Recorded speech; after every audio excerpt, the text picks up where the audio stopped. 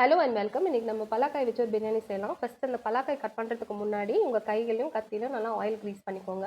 இப்போ அதோட தோலை நீக்கிட்டு அதை சின்ன சின்ன பீஸாக கட் பண்ணி மோரில் ஊற வச்சுக்கோங்க. இந்த மெயின் டைம் இன்னொரு பாத்திரத்தில் 3 கப் பாஸ்மதி அரிசியை தண்ணி போட்டு ஊற வச்சுருக்கேன். ஒரு பாத்திரத்தை அடுப்பில் வச்சுட்டு 2 கப் தண்ணி ஆட் பண்ணிக்கோங்க. அதில் உப்பு மஞ்சத்தூள் சேர்த்து கொதிச்சதுக்கப்புறமா கட் பண்ணி வச்சுருக்க பலாக்காய் பீசஸ் அதில் போட்டு நல்லா வேக வச்சு எடுத்து வச்சுக்கோங்க. வெந்துட்டுருக்கட்டும். ஒரு குக்கரை சூடு பண்ணிவிட்டு ஒரு ஸ்பூன் நெய், 1 ஸ்பூன் எண்ணெய் சேர்த்து சூடானதுக்கப்புறம் ஹோல் ஸ்பைசஸ், அதுக்கப்புறம் ஒரு வெங்காயம் ஸ்லைஸ் பண்ணிட்டு 4 பச்சை மிளகாய் இதையும் சேர்த்து வதக்கினதுக்கப்புறமா 1 ஸ்பூன் இஞ்சி பூண்டு பேஸ்ட் சேர்த்து வதக்கிடுங்க.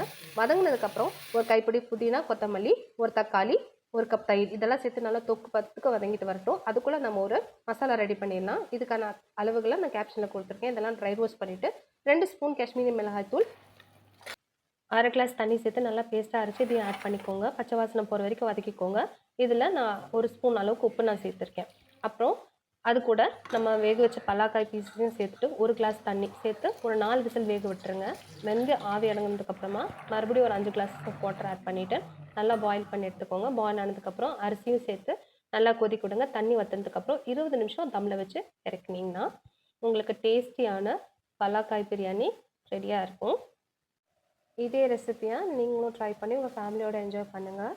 இதோட டேஸ்ட்டை சும்மா கும்தாவாக இருக்கும்.